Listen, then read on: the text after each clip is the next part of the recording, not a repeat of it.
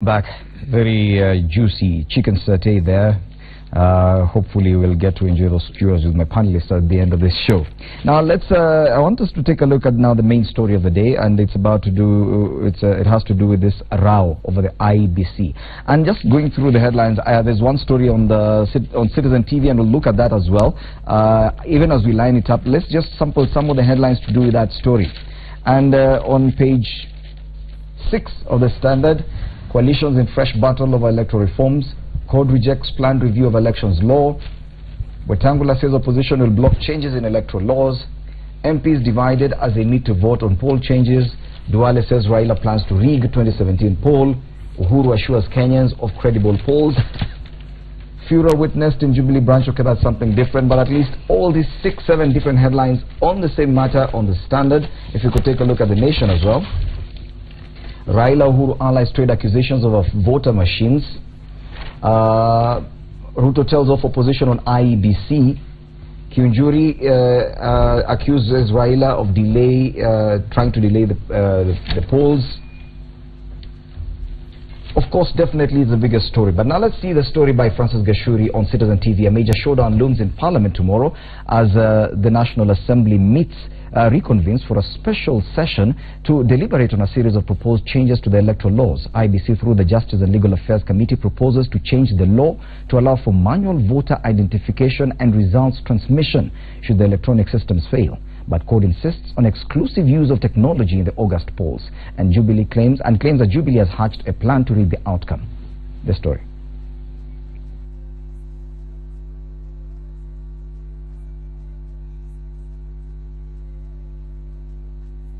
Members of the August House have been recalled for a special sitting of the National Assembly on Tuesday to consider a raft of proposed changes to 3 election laws. One of the proposed changes seeks to amend the Election Laws Amendment Act passed in September to allow IEBC use manual voter identification and transmission of results from the polling stations should the electronic mechanisms fail. IEBC has questioned the practicality of the law, citing logistical and network challenges in the country. The network coverage in the country, you only have 17% with 3G, then 10%, the 10% of our geographical representation has no network at all. That tells you something, that there is much that the technology can deliver for you when it comes to an election. If that gadget fails, how do our people vote? This is a fundamental constitutional right on voters. Why is Jubilee anticipating that the equipment will fail in 2017? So that means the ones that failed in 2013 never failed by mistake. It was by design. So they want a repeat of the same.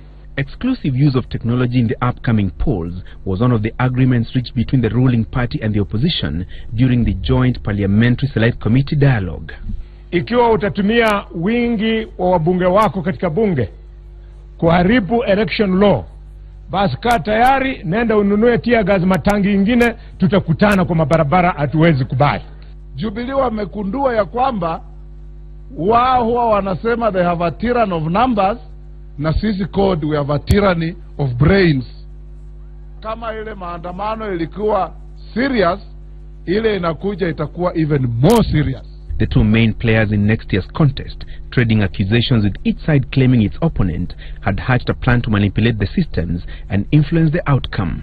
Raila Odinga wants to use that technology to rig the election. And Michael Yard is part of the grand scheme to use technology to rig in Raila Amolo Odinga, so he has to use foreign mercenaries and ultimately become a puppet president. We have no interest at all in IEBC. We have no interest in anybody called Yard. We have not taken anybody to IEBC. The only thing we want is IEBC to guarantee us that there will be free, fair, transparent and accountable election. Code lawmakers will convene tomorrow to strategize on how to tackle the proposed changes to the electoral laws, setting the stage for a showdown. Na mipangilio ya kufanya uchaguzi iko na inaendelea. Kwa hivyo tusibabaishwe na hiyo maneno. Hawa watu wawache kutisha IEBC. IEBC ni wa Kenya. Na kama hawa wengine wanajiona wao ndio wanaweza zaidi, wange apply, wakuwe commissioners ama wakuwe clerks. Other changes lined up for debate on Tuesday include the postponement to 2022 of implementing a clause in the Elections Act requiring that all parliamentary candidates be holders of at least a university degree, and diplomas for MCAs. The members of parliament will also deliberate on a proposal to remove campaign expenditure ceilings, even as CORD raises questions on the award of a voter register audit tender to KPMG. The forensic audit of the voter register was to be concluded by the end of last month. All this to ensure that there was a clean and reliable voter register that Kenyans can use as they head to the ballot in August next year. But the fireworks between Jubilee and CORD likely to delay the process even further, even as IEBC races against time to beat the very tight electoral timeline. Francis Gashuri, Citizen TV, Nairobi. Yes, now it should be noted that the interviews for chairperson of the IEBC start today. I think they'll be carried out between today, the 19th of December, and tomorrow. But even as we go through that process of getting the IEBC commissioners, including the chairperson, this is a debate right now. Less than 8 months to the elections, we cannot agree on the IEBC or how to conduct this election. Surely, are we not setting ourselves up for failure? Mheshimiwa Hassan. No, I think it is important to have discussions, a healthy political discussion on how we are going to conduct our elections.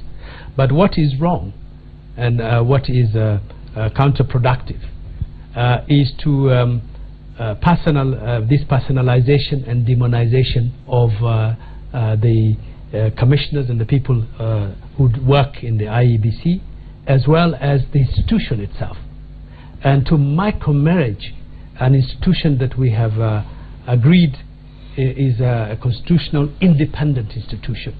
And I think that is the biggest problem. First of all, the opposition personalization started with the chairman of the commission by saying Ahmed Isaac Hassan was not suitable, he should be removed and the commissioner should be removed.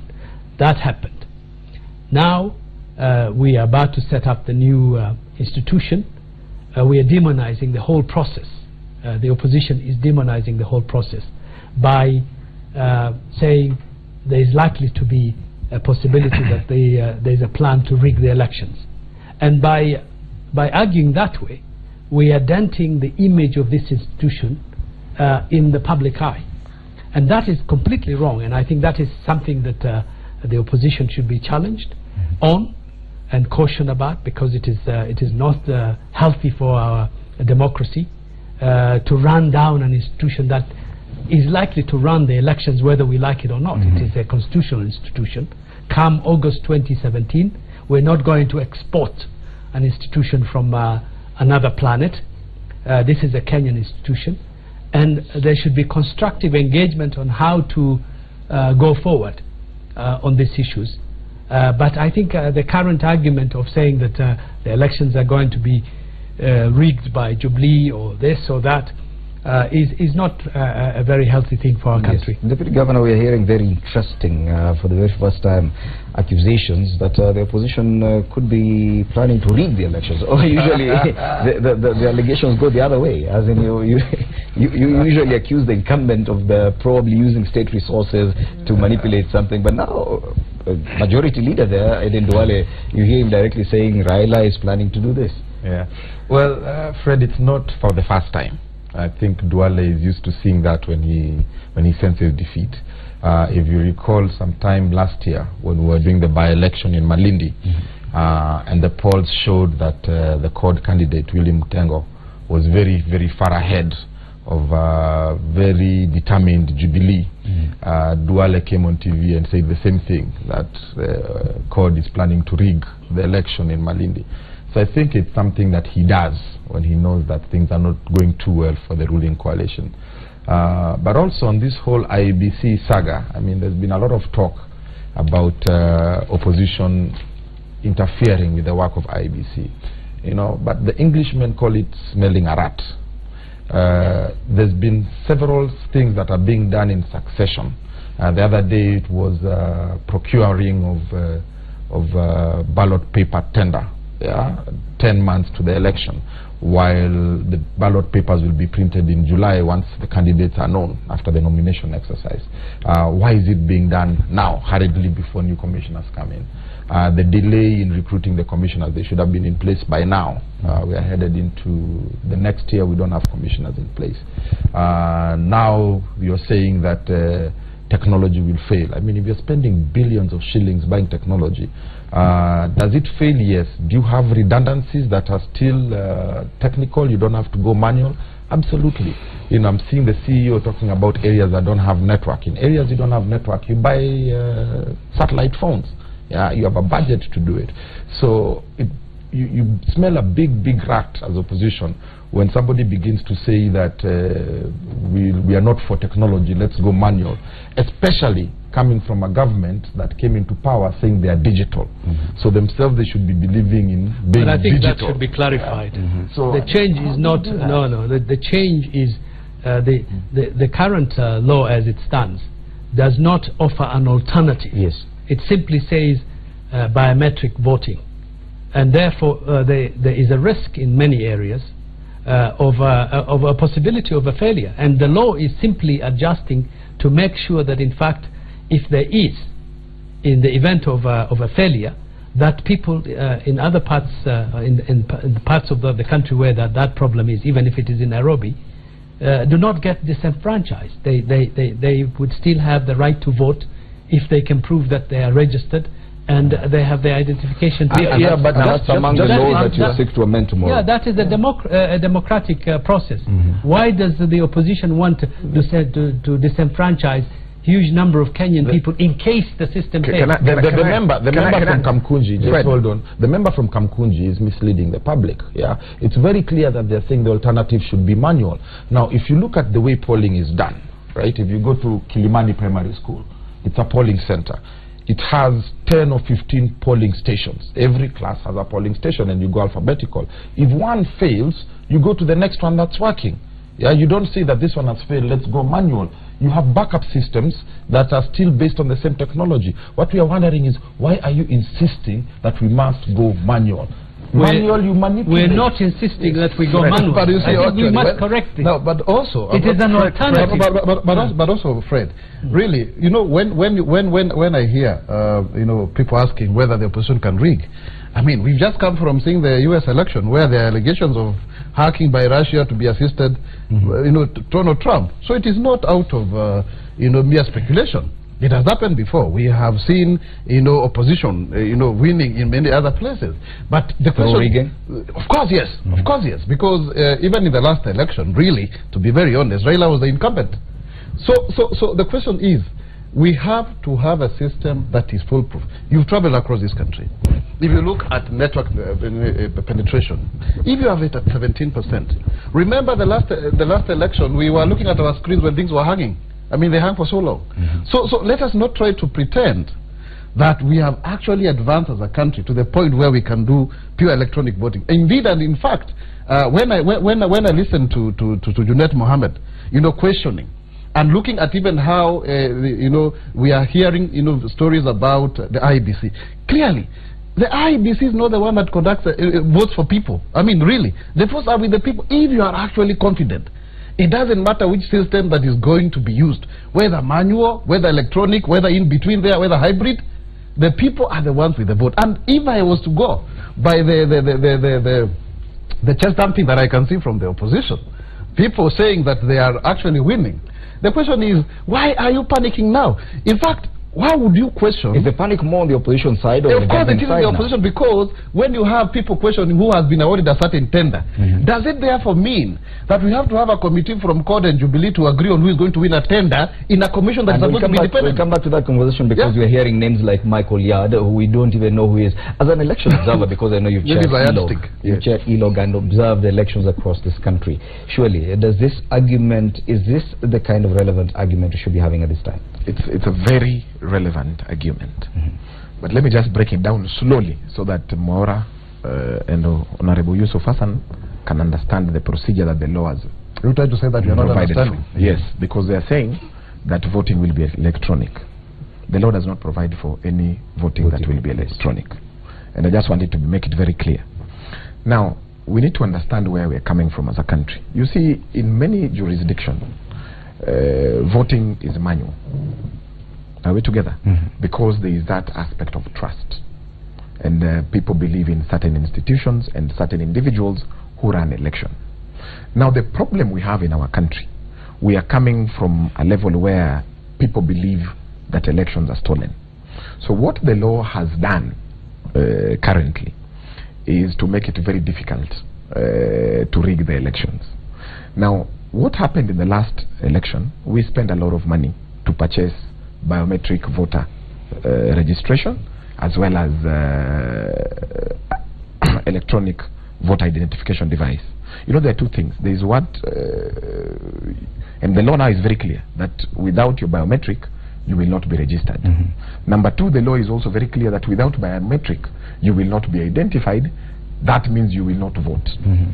So, and this is the argument. If we are buying, we are spending over 10 billion shillings to purchase this equipment, and we are saying that in case they fail, then we resort to manual. Now, Fred, let's be very honest. We have analyzed trends in terms of elections, and there are three key areas where you find there is a lot of problems. You find in Nyanza 100% voter turnout. In Mount Kenya, Meru and Central, you find 100% voter turnout. In Kalenjin, you find 100% voter turnout. What that means, even in jurisdictions where people are content, even in jurisdictions where voting is compulsory, like Australia, you never get anything more than 80%. Now what happens is that once people have voted, then there is a top-up that is being done. You find now the officials, IBC officials, including agents, because if you go, those are very serious allegations. Absolutely. And I will prove that. Because so what happens is that there is what is called top-up. Now what the law has done, and that's the discussion that you're getting. Are you insinuating that court stole the last election in Nyanza? Read the Kriegler report. It is very clear, and Kriegler said he does not know who won the election. And it was very clear, and they said that, and that's what happened even in subsequent elections. He says he does not know who won the election. It was a question of the better thief. Now the new law, what they've done is that without your biometric, you will not be able to vote. So when the CEO talks about 3G, what does 3G have to do with being identified electronically? You don't need 3G. How will that be transmitted? No, there are two issues. You don't transmit identification. Yes, but of course you need also to verify. There are two things. One is being identified electronically. You don't need 3G. It is a device that has your name. When you come into the polling station, we check. And the law is very clear that without voter identification, how will they access the database?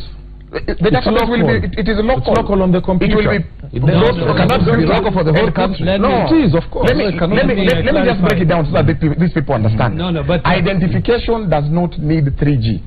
Now what the law subsequently now says, that after voting, you'll have a manual register where it will be cancelled. The tallying and the transmission. No, I'm coming back. I'm coming back to transmission. I'm coming back to transmission. Now the problem that is coming in is that you see, once you have been identified electronically, the question has always been what happens to the data in the EVID, because that is what will show the actual people who turned out to vote in a polling station. So you not bring in somebody's ID and cancel and add the numbers. So it does not tell you the EVID. And it does not tell you, because we have been looking at EVID as well as the manual register. But the question, we always bring back the manual register. The question is, who was identified by the EVID? Now the new law says that once you're done, the data from the EVID also is sent to a server, so that we ascertain how many people turned out in Kilimani Primary School. So if there are 200, my friend, they'll only be 200. Now what, again, the parliamentarians want to reintroduce is that when that EVID fails, then you resort to manual, and that opens up room for people to steal elections, and that is what has been happening in this country. Okay, but when it comes to transmission, because now that is voter identification, when it comes to transmission, probably the IBC CEO has a point that we do not have proper network coverage across the country to actually satellite telephones. No, the transmission that he's talking about, it's not the transmission that the presiding officer sends to a certain server. The transmission he is talking about is the transmission of the EVID data. Are we together? To be transmitted so that we know it is true. In Kalakol, in Turkana, only 20 people came out to vote. Let me, so that is the transmission he's talking about. The transmission of votes is very simple. You use satellite phones.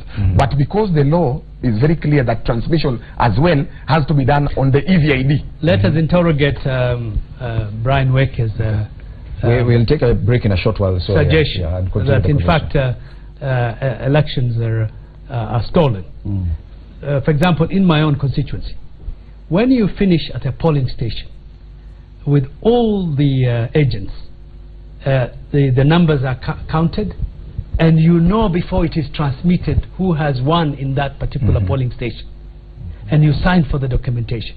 It doesn't matter what technology you use. Then you go to the next polling station at the ward level. You know the results of the ward level. Then you know the constituency level, and with the constituency voting done, you know who has won the governor position, who has won the senator position, and the president. So I can't see where in between, where IEBC in the darkness of the night can change those results. They are very clear and transparent at any given time. But that's why you have so many election petitions, because as they say, it doesn't matter who voted. What matters is what is announced. So while we know at the constituency and at the polling station here, you know what your figure is, by the time it's going to be announced somewhere else at the tallying center, you're now being told what we have announced is what's important. If you don't like it, go to court. And that's why you see so many election petitions and by-elections, because the IBC announces the wrong figures that were done. And that's why the opposition was saying you now no longer need to go and announce the results at the tallying center. Why don't you announce the results at the polling station, at that level, so that everybody the law allows for that, and the new law allows for that. And I think what we're really fighting here as the opposition is very simple. How do you explain 10 million people voting for 5 positions and 12 million people voting for the presidential position? It means that's the top-up that Brian was talking about. It means that there's 2 million people, which is almost 20-30% of the total voters, who only voted for one person, the president. They didn't vote for the governor, the senator, the women rep, the MP or the MCA. But that is the most ridiculous statement that I've ever had, that 2 million people votes could completely disappear. The point here is that the opposition does not want an election to take place. Exactly. They are panicking. Yeah, that's the truth. They feel that they're going to and they're using every argument.